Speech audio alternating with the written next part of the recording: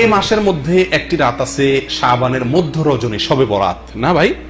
এই শবে বরাত বা মধ্য রজনী, এই রজনীতে এই রাতে জেগে ইবাদত করা এবং এই দিনে আপনার রোজা রাখা সংক্রান্ত বেশ কিছু হাদিস বর্ণিত হয়েছে। এই হাদিসগুলোর প্রায় সবগুলো হাদিসই জয়ীফ, এর কোনটি সহি নয়। তবে একটি হাদিস আছে যেটিকে আল্লামা আলবানী রাহিমাহুল্লাহ হাসান বলেছেন, অর্থাৎ ভালো, জয়ীফ না।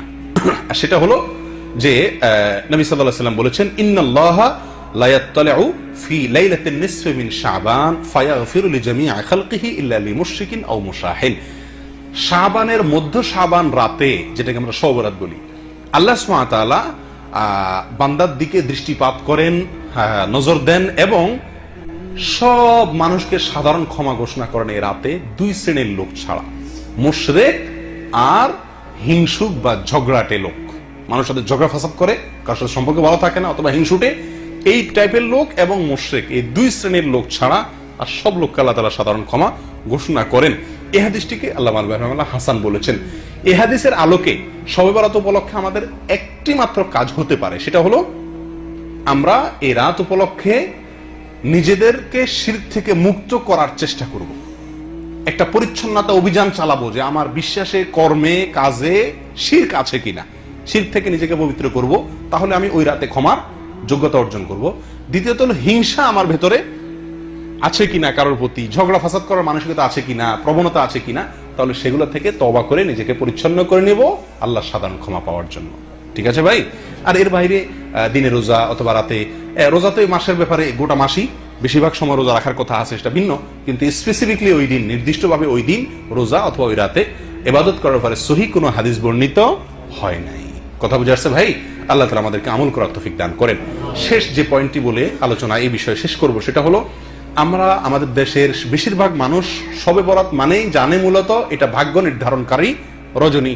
আমাদের মিডিয়াগুলো সেভাবে সংবাদ প্রচার করে থাকে যে শাবানের মধ্যরাত, শবে বরাত মানে কি, ওই রাতে কি হয়, ভাগ্য ঠিক হয়। দেখুন, এ বিষয়েও যে হাদিস বর্ণিত হয়েছে সে হাদিস সহি নয় প্রিয় ভাইরা। এর বিপরীতে আমি আপনাদেরকে বলবো, মেহেরবানি করে বাংলা কোরআন খুলে দেখুন, সূরা দুখানের 1 থেকে 4 নম্বর আয়াত যদি আপনি পড়েন, আপনার কাছে স্পষ্ট হয়ে যাবে, ক্লিয়ার হয়ে যাবে যে ভাগ্য কোন দিন ঠিক হয়। আল্লাহ সুবহানাহু ওয়া তাআলা বলছেন, ইন্না আনজালনাহু ফি লাইলাতিন মুবারাকাতিন, আমি কোরআনকে নাজিল করেছি একটি বরকতময় রাতে। কোন সে বরকতময় রাত? আল্লাহ এখানে ইশারায় বলেছেন, ডাইরেক্ট বলেন না কোন রাতে নাজিল করেছেন। আল্লাহ বলেছেন একটি বরকতময় রাতে কোরআন নাজিল করেছি। এই বরকতময় রাত, যে রাতে আল্লাহ কোরআন নাজিল করেছেন, কোন রাতে আল্লাহ কোরআন নাজিল করেছেন? লাইলাতুল কদরে। প্রমাণ আল্লাহ কোরআনেই বলছেন, অন্য আয়াতে, অন্য জায়গায় বলেছেন ইন্না আনজালনাহু ফি লাইলাতিল কদর। আল্লাহই বলেছেন যে তিনি লাইলাতুল কদরে কোরআন নাজিল করেছেন। আর এই আয়াতে তিনি বলছেন, ইঙ্গিত করে, যে আমি একটি বরকতময় রাতে কোরআন নাজিল করেছিলাম, আর সেটা অন্য জায়গায় বলেছেন লাইলাতুল কদরে। তাহলে এখানে বরকতময় রাত বলতে কোন রাতকে বোঝানো হয়েছে? এটা বোঝা যাচ্ছে কি যাচ্ছে না পরিষ্কার ভাবে? এর পরবর্তী আয়াতে আল্লাহ সুবহানাহু ওয়া তাআলা বলেন, ফিহা ইউফরাকু কুল্লু আমরিন হাকিম, সেই রাতেই সব গুরুত্বপূর্ণ বিষয়গুলো নির্ধারণ করা হয়ে থাকে, ফয়সালা করা হয়ে থাকে। তাহলে বোঝা গেল ভাগ্য ঠিক হয় কোন রাতে? যে রাতে কোরআন নাজিল হয়েছিল, অর্থাৎ লাইলাতুল কদরে।